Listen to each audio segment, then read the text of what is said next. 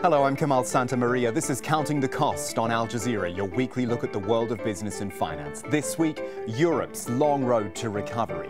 The end of a 6-year recession in Greece, the end of a bailout in Ireland, and more nations queuing up to join the shared currency. Can we finally say the Eurozone's turning the corner? But equally, have lessons been learnt? Not in Ireland, it would appear. We have the story of a credit union that made big bets and is now on the brink of bankruptcy. Plus the risky business, investing in tech startups. 2/3 of businesses in the sector fail. So how do you spot the next Facebook or Twitter? Hello everyone, it's our last regular show for this year, and for it we're revisiting something which we maybe surprisingly haven't focused on so much this year: Europe. I say surprisingly because, well, Europe's been the economic story for years, but it's only now, the end of 2013, we're perhaps starting to see some changes. For example, Greece expects to emerge from a 6-year recession in 2014. Ireland has just exited its bailout too.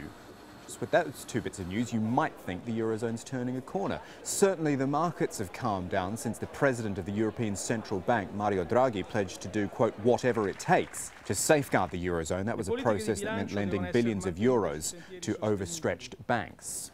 But with all the exuberance of the politicians, it was left to Christine Lagarde, the head of the International Monetary Fund, to inject maybe a sense of realism. In front of the European Economic and Social Committee in Brussels recently, Lagarde said this: can a crisis really be over when 12% of the labour force is without a job, when unemployment among the youth is in very high double digits, reaching more than 50% in Greece and Spain, and when there is no sign that it's becoming easier for people to pay down their debts? And not just people, entire countries. Greece has to figure out how to pay back 260 billion euros, and it's fair to say its predicted growth of 0.6% next year won't even scratch the surface. But while Greece knows it has to boost exports, for example, to grow its economy, business conditions aren't exactly conducive. John Soropoulos begins our look at Europe with this case study. December is olive picking season. Producers take their crop to the olive press. Greek oil is considered to be among the finest in the world because of the soil, climate and small-scale farming methods. But Greeks don't reap the full benefit. Greece produces 280,000 tons of olive oil a year. It exports about 40% of that, and almost all of that export is in bulk. Local producers get very little money for it, and the oil is not branded as Greek. A Greek company, is changing that. It brands and exports top-quality Greek oil and olives to 26 countries. It currently bottles just 1,000 tons of oil a year, but it's expanding aggressively. Turnover has doubled to $18 million in 5 years. And is branching out to other Greek gourmet industries, branding sea salt and grey mullet egro from the Messalongi lagoons in western Greece. Founder Aris Kefalogiannis says that the Greek culture he promotes is its own worst enemy. 100% pro-structural reforms. I think this was one of the biggest, if not the biggest problem of the Greek economy. Things have been done. Impressive, I would say, if we compare with the situation that we had before the crisis. But still a lot needs to be done on that area. We haven't finished yet. Greece still ranks last among the European Union's 27 member states for competitiveness, largely due to state bureaucracy and over-regulation. It now needs to encourage business in order to turn around unemployment of 27%. But among the biggest problems is liquidity. Greek banks have been refinanced to the tune of $50 billion, but they have so many non-performing loans, they still cannot lend to keep healthy businesses going. That forced Greece's biggest exporter to relocate to Brussels earlier this year. It is very difficult. The Greek businesses are struggling today to survive. And if the situation continues for a longer period like this, then we will see that the real economy will come into a worse situation than which it is today. The Greek government is still trying to cut down the state and liberalize the economy to make it more competitive. To succeed, it must allow the sun to set on an age of state intervention and hail a dawn of entrepreneurship built on Greece's natural strengths. And that's just one facet in one country. What about the rest of the Eurozone? Where is it headed?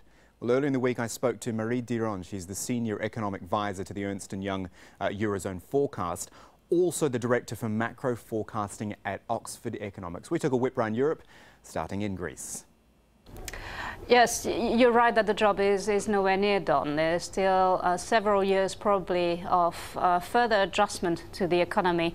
I think now we can move towards kind of structural reforms in the labour market, in the product market, to really build up the competitiveness of the country and ensure that it can grow at a robust pace in the medium term, now that the fiscal kind of area has been stabilised. But it will be several years of probably low growth at best and relatively high unemployment. How can you judge whether austerity worked or not in Greece? Because on paper it may have worked, but the pain which the people went through for so long and the jobs lost and all those sorts of things, how do you balance that?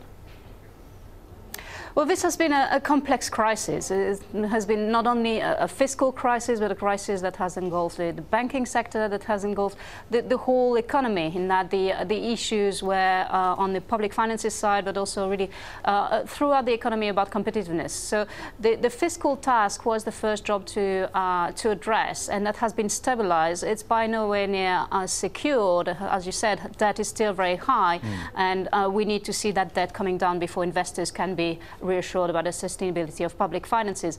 But the cost has been that the domestic economy has suffered job losses and wage cuts, and that will probably need to continue for the economy to be competitive on world markets. So there's still more pain to come, probably of a different nature.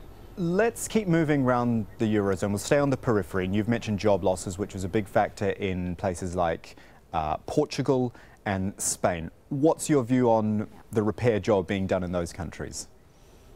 Yeah. So what we see is that these economies should stabilize next year with growth either slightly negative or slightly positive, depending on the countries. So really the big part of the job has been done, and now they can consolidate their hard work. Unemployment will remain very high for quite some time, because companies will probably take any growth they can really achieve to improve productivity, profitability, before they start considering really hiring new people. So the social aspects of this crisis will remain with us. We've got to see, this is the problem, isn't it? I mean, jobs has been the big focus of this entire crisis. I think we focused on debt to start with, but it became jobs, and unemployment is the big problem. And I just can't see a way that job creation can, well, that there can be job creation, not just in right across Europe. Well, exactly. There is job creation in there can be at least job creation in the Eurozone as a whole. There are parts of the Eurozone with very low unemployment, which could do a really more influx of people to work and take the jobs available. So I think what needs to be done is really encourage that flow of people by providing training, by providing really incentives, reassurance that people then can return to their country easily. And there are some attempts at doing this. We've had several summits on the topic, but it's still relatively timid. What sort of position are the so-called stronger nations in, the Frances and the Germanys? Well, the situation there is quite different between the two. Germany has emerged from this crisis as really the strong economy in the area, really benefiting from the fact that it went through the pain, through the reforms much earlier on. So Germany is now in position to grow at quite a robust pace, and we see really growth rates of around 1.5% or so over the next few years. Countries in what I would call the middle, the France, the Netherlands, the Finland, are having difficulties at the moment. We've been disappointed, if anything, by the growth performance lately, as for different reasons. Netherlands has a housing market kind of downturn. Finland needs to find some new sectors beside forestry and then telecommunication. France still has high debt, high public debt. So they are having problems, and there we see much more moderate growth. The problems are nowhere near as acute as what we had in the peripheral countries, so there's no sense of crisis, but it doesn't mean that these issues do not need to be addressed. One more country I want to look at with you, and that's Ireland, because we're actually going to have a report from there in just a moment. Again, similar to the Greece situation, where you've actually got it exiting the bailout, and the Irish government is obviously trying to play that up and say, look, we did this, we stuck to it, it worked for us. Did it work? in your opinion? Yes, well, the progress in Ireland has been remarkable, really. In the space of a few years, they have regained market confidence, which I think is the ultimate sign of really trust in the management of a country. So that is very positive. They've exited the bailout without even asking for what we would have thought a precautionary credit line from the ESM. So really a big sign of confidence there. There are still issues in the banking sector, in the housing sector, still unemployment high to deal with. The export sector is doing very strongly. Now this needs to spill over onto the domestic economy to really consolidate growth. Marie Diron there from Oxford Economics. And you know, Ireland is an interesting one because, as we were just talking about there, it's at the point of exiting its bailout. However, another apparent problem's now emerged. This time it's not the banks under scrutiny, but the country's network of credit unions, which have traditionally been seen as safe. One's now under the control of the central bank after running out of money. But there are also deeper concerns about the stability of the whole system, which millions of working-class Irish people have always relied on for their savings and loans. Here is Lawrence Lee with our special report. For decades, the credit union system has been one of Ireland's proudest achievements. They're on every high street, part of the furniture, a reliable way for people to invest a bit and to borrow. No big shareholders. The clients own them themselves, which makes them democratic and accountable. But not this one. Look how big it is, how imposing on the high street of Newbridge. Population just 22,000. But big doesn't mean better. Sharon knows all about the credit union in Newbridge. It was founded by her dad 40-odd years ago and only ballooned in the mid-2000s. Like many other small investors, she was amazed to find the credit union had been doling out loans which most banks would balk at. There was a developer, local developer, was lent over 3 million. 3 million? Yeah, 3 million. And I suppose we've heard that there was a lot of sort of over 500,000 euro loans given out as well. So it didn't seem to be, I mean, that goes against the grain of the credit union ethos. There are 28,000 active members. 28,443 members. Yep. And the population of Newbridge is 22,000. But I thought you couldn't join a credit union unless you lived in the geographical area. This is the point. This is why we've raised the question. Without any warning to the people of Newbridge, their credit union suddenly announced it was on the brink of bankruptcy. All those big, unpaid loans had come back to bite the little people. They were giving out interest rates of dividends of 4.5%, 3.5%, 4.5%, greater than any other institution in the country. To continue to do that, they had to loan that money out.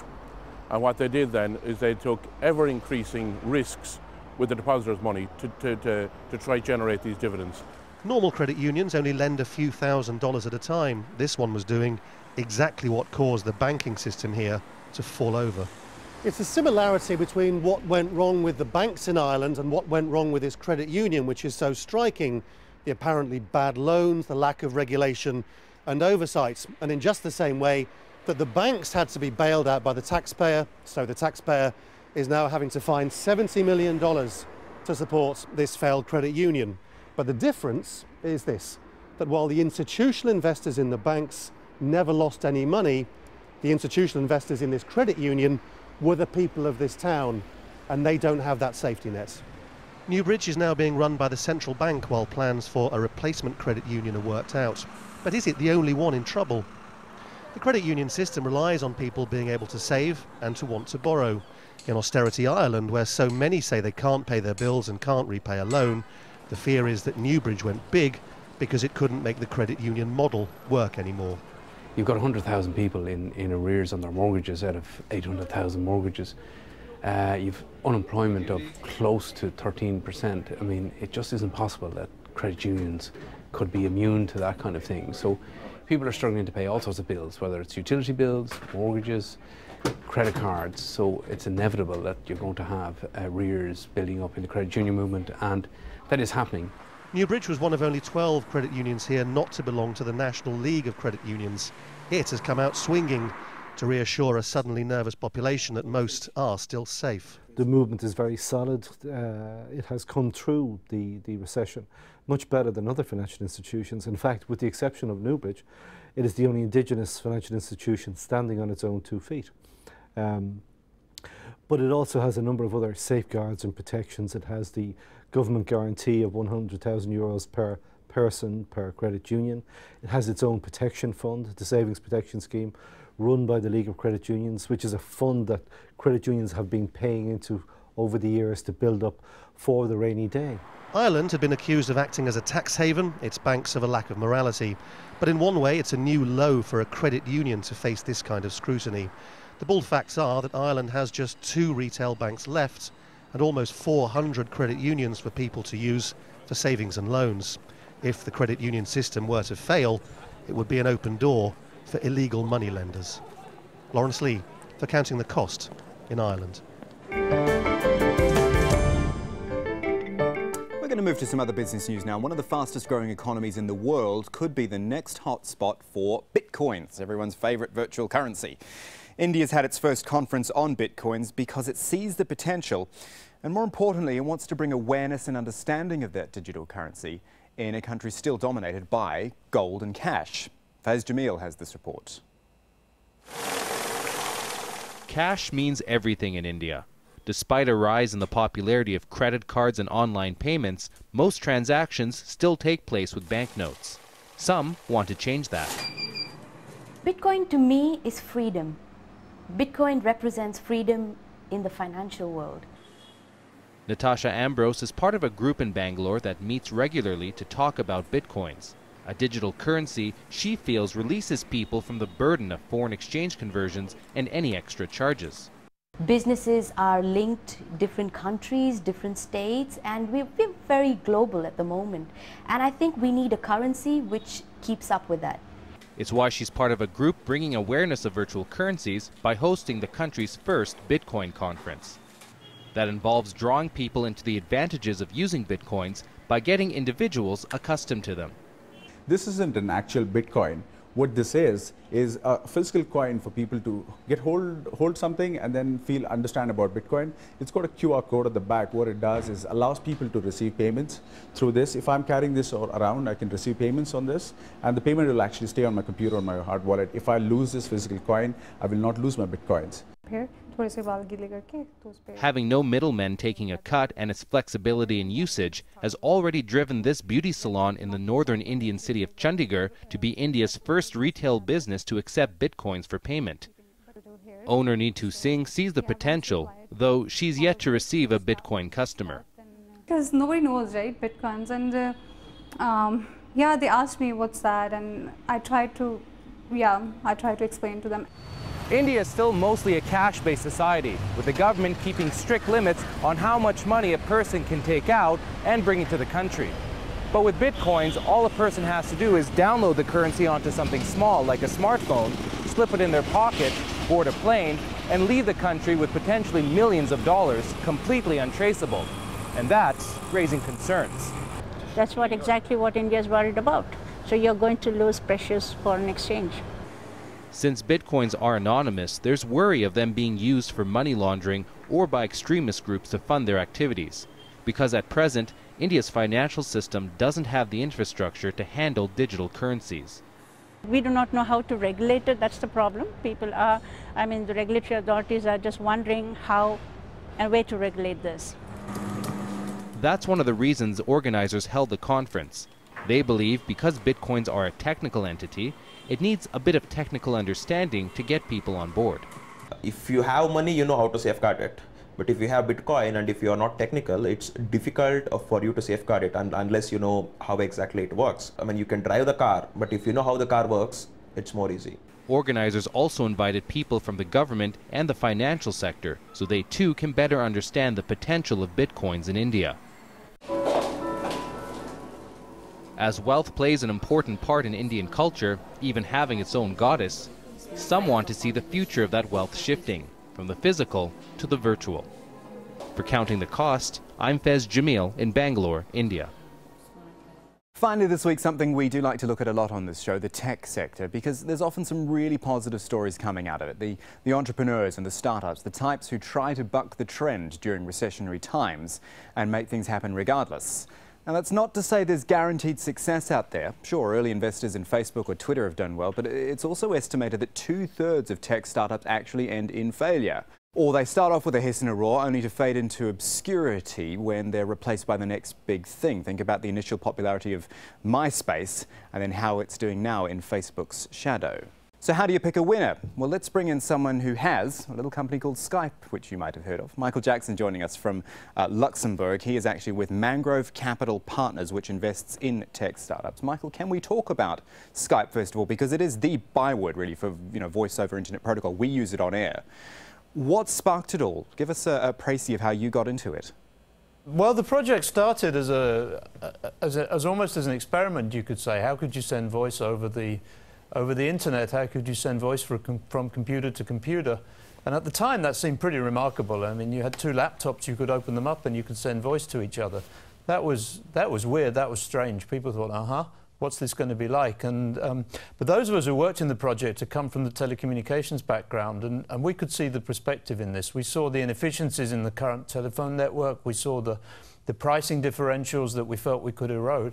But most importantly, I think we saw that there was no reason why people shouldn't be able to communicate around the world for free. Forgive my phrasing here, Michael, but how does Skype get away with it? Telephone calling is all about cost, making money from it. Skype does it for free. Telcos must hate that. Well, they weren't very keen about it in the beginning, that's for sure, because they saw one of their traditional sources of revenue, their long-term sources of revenue, speaking to people, disappearing.